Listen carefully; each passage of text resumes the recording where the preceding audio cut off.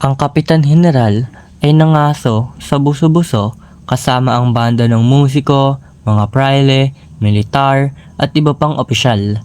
Dahil sa ingay ng banda at dami niyang kasama, wala siyang nahuling hayop kahit daga o ibon.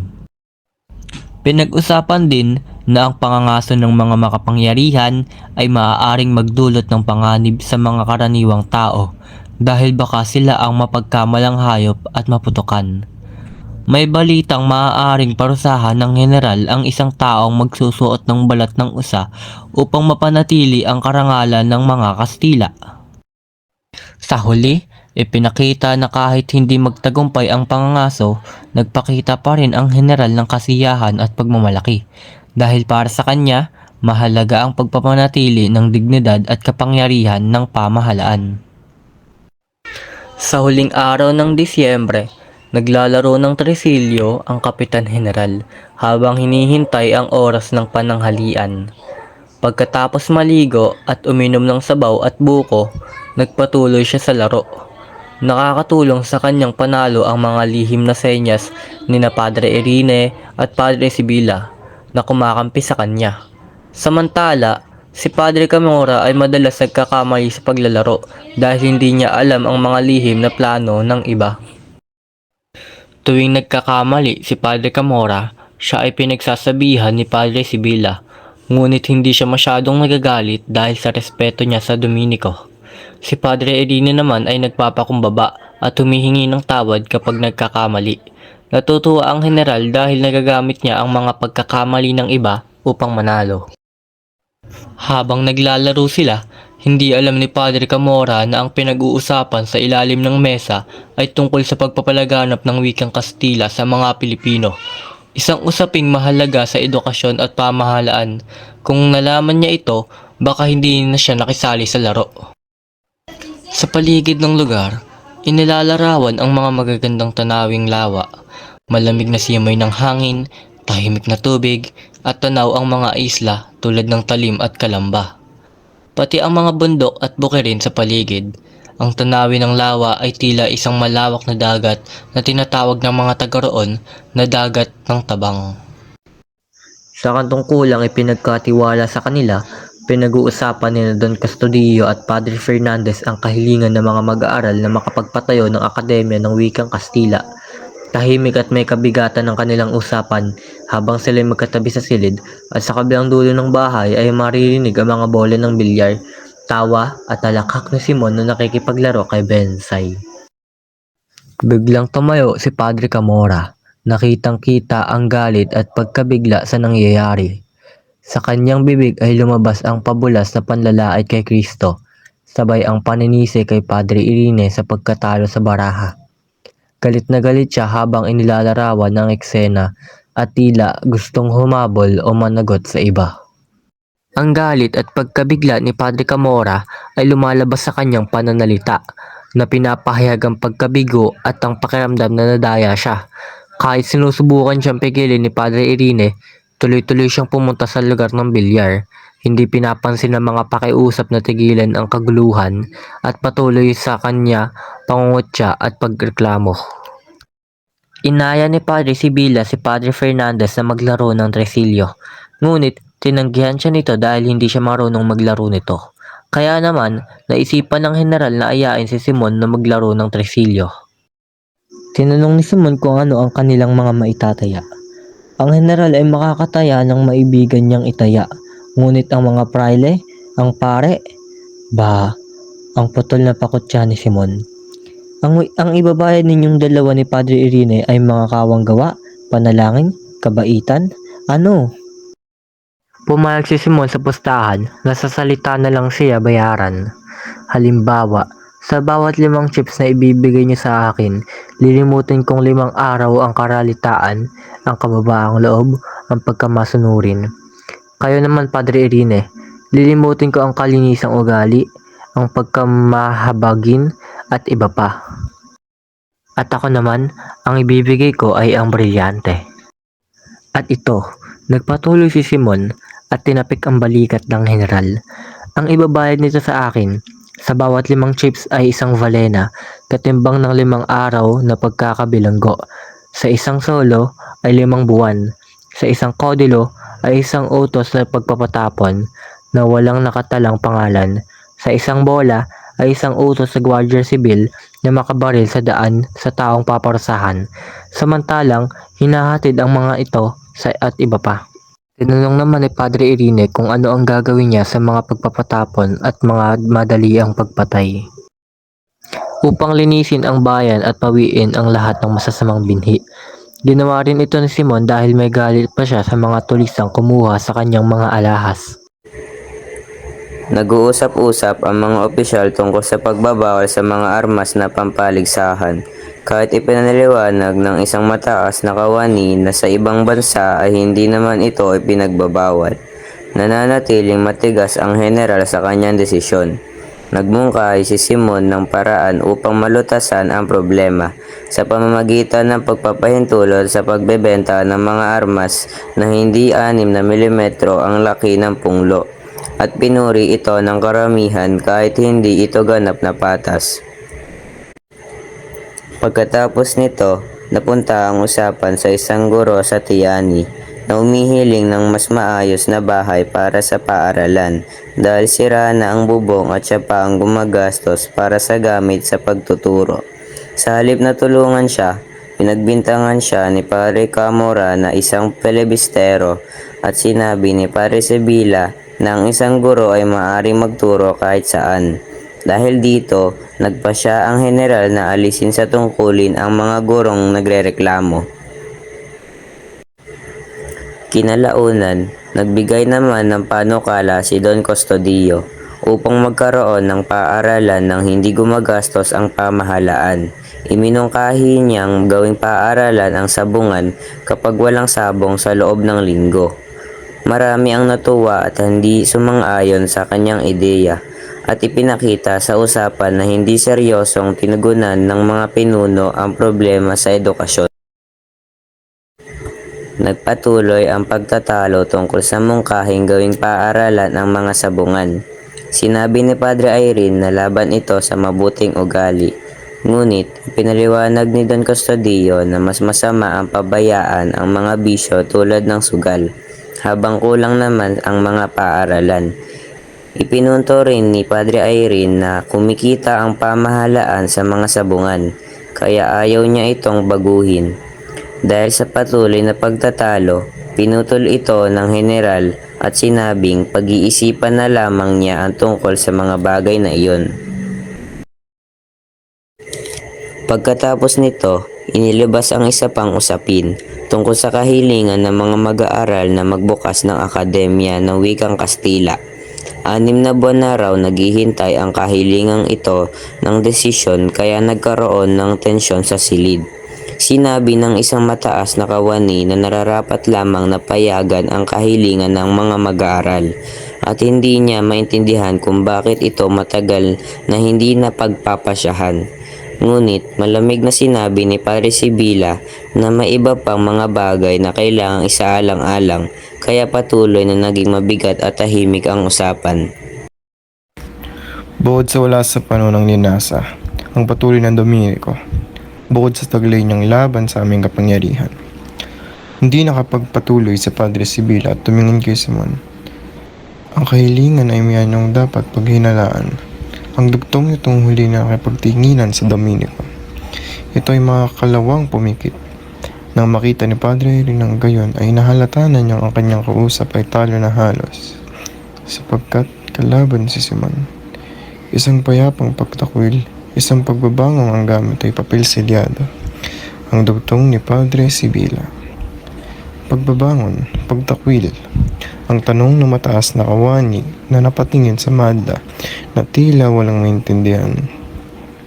Ang nangunguna ay mga binatang kilala sa pagkamakabago at napakapalalo, kundi pangalanan ng iba pang tawag. Ang dugtong ng kalihim sa Dominico, ang isa sa kanya ay nangangalang Sagani, ulong hindi matino, pamangkin ng isang klerigo. Isa sa mga tinuruan ko, ang sagot ni Padre Fernandez, at ako ay nasisiyang loob sa kanya. Punyales, pasiyahan din naman iyan.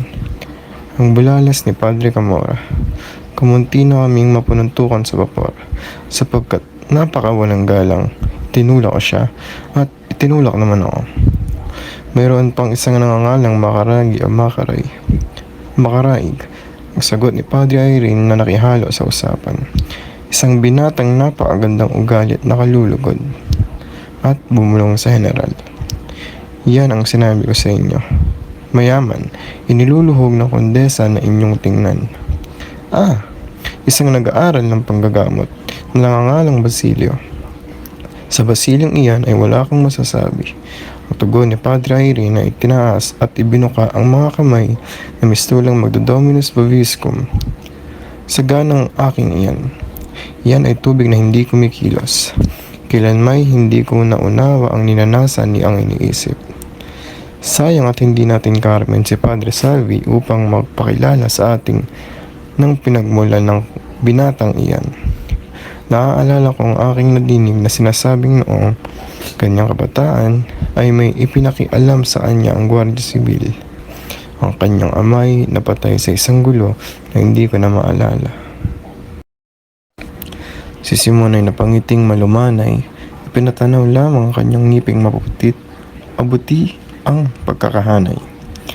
Aha, sabi ng general. Gayon pala, italanin niyo ang pangalang iyan. Ngunit aking general, ang sabi ng mataas na kawani nang makitang masama ang pupuntahan ng usapan. Hanggang sa ngayon ay wala pang nalalamang bagay na tiyak na laban sa mga binatang iyan. Ang kanilang kahilingan ay matuwid at wala tayong karapatang huwag dinggin dahil lamang sa mga haka-haka. Sa akala ko ay nararapat na sang-ayunan ng pamahalaan ang kahilingan at sa gayon ay makapagpakita ng kanyang pagtitiwala sa bayan at ng katibayan ng kanyang pagkakatatag. At siya ay may kalayaang bawiing muli ang pahintulot kung makitang inabuso ang kanyang mabuting kalooban. Hindi mawawala ng mga sanhi at paraan sa pagbabawi. Mababantayan natin sila. Ano't pasasamay ng loob ng ilang binata na magdadamdam pagkatapos. Gayong ang kanilang hinihiling ay naglalagda sa mga utos ng hari. Si Padre Irene, si Don Custodio at si Padre Fernandez ay nagpakita ng kanilang pagsang-ayon sa pamamagitan ng tango ng ulo. Ngunit ang mga Indio ay hindi nararapat matuto ng wikang Kastila. Nakikita ninyo baga ang sigaw ni Padre Camora. Hindi dapat matuto sapagkat pagkatapos ay nakikipagngatuwiran sa atin. At ang mga Indio ay hindi dapat mangatuwiran kundi sumunod lamang at magbayad. Hindi dapat manghimasok sa pagsuri ng sinasabi ng mga kautusan at ng mga aklat napakamatatalas at mga mapag-usap. Pagkaalam ng wikang Kastila ay nagiging kalaban ng Diyos at ng Espanya. Basahin ninyo ang librong Tandang Basyong Makunat at kung hindi gayon, iyan ang aklat. May mga katotohanan ang ganito. At ipinakita ang mabibilog niyang kamay na pasuntok. Hinaplas ni Padre Sibil ang kanyang anit bilang tanda ng pagkainip. Isang salita, aniya, na umanyo na anyong lalong mapayapa sa gitna ng kaniyang pangingit-ngit. Hindi ang pagtuturo lamang ng wikang Kastila ang pinag-uusapan dito. Dito ay may isang piping pagtutunggali ng mga mag-aaral at ng Universidad ng Santo Tomas. Kung masusunod ng mga mag-aaral ang kanilang hangad ay manghihina ang pananalig sa amin. Sasabihin kami dinaig at magmamataas at wala na ang paniniwala, wala na ang lahat. Pagkagubo ng unang sagkasino pa ang nakakahadlang sa kabataang iyan. Sa aming palagpak ay wala kaming gagawin kundi ipakilala naman ang paglagpak ninyo. Matapos kami ang pamahalaan naman. Iyan ang hindi mangyayari. Punyales! Ang sigaw ni Padre Camora. Tingnan muna natin kung sino ang may mas malakas na pagsuntok. Sa gayon ay nagsalita si Padre Fernandez na sa buong pagtatalo ay nanira lamang sa kangingiti. Lahat ay nakipagmatsyag sapagkat kilalang siya'y mabuting ulo. Huwag sumama ang loob ninyo sa akin, Padre Sibila. Kung hindi ninyo ako kaysa sa tungkol sa bagay nito, ngunit napakatayang kapalaran sa akin na kailanman ay halos kasulungat ako ng aking mga kapatid. Ang sabi ko nga hindi tayo dapat maging pesimistiko. Ang pagtuturo ng wikang Kastila ay maaaring pahintulutan ng walang kapanganiban at upang wag lumabas sa isang pagdaig sa universidad. Nararapat na tayong mga Dominiko ay magpauna sa pagkagalak. Iyan ang politika. Bakit tayo makikipaglaban tuwing nasa bayan? Gayong tayo ay kakaunti at sila ay marami? Hintay muna kayo, Padre Camora. Payagan na natin ngayon ay mahina ang bayan at walang maraming nalalaman. Bukas ay hindi na gayon. Bukas makalawa ay magiging malakas sila at malalaman ang kanilang mga kailangan at hindi natin mapipigil. Gaya ng bata na sa ilang gulang ay nakauunawa na ng maraming bagay. Ang sinasabi ko ay bakit hindi natin samantalahin ang kalagayang ito upang magpalit ng paraan sa pamamalakad at itatag sa matibay na batayan. Batayang katwiran at wag sa kamangmangan. Sapagkat wala kagaya ng maging makatwiran. Ang Indio, gaya rin ng alinmang bayang bata pa, ay mapag-usig ng katwiran. Humingi ng parusa kung nagkasala at namumuhi kapag pinarurusahan kahit hindi nagkukulang. Marapat ang hinihingi, ipagkaloob, ibigay natin sa kanila ang paaralang kailangan. Ang kabataan ay bulakbol na talaga. Ang naguudyok lamang sa kanila ay ang ating pagsalungat. Ang ating prestihiyo ay kupas na. Padre Sibila, gumawa tayo ng iba sa pamamagitan ng halimbawa. Gayahin natin ang mga Heswita. Oh, Padre Fernandez. May pauubayan ni Padre Sibila ang lahat, liban lamang ang paggaya sa mga Heswita. Namumutla at nanginginig na nagbitiw ng mapapait na pananalita. Mag-Pransiskano na muna, kahit ano, wag lamang Heswita. Ang sumunod ay isang pagtatalong magkakasabay ang lahat.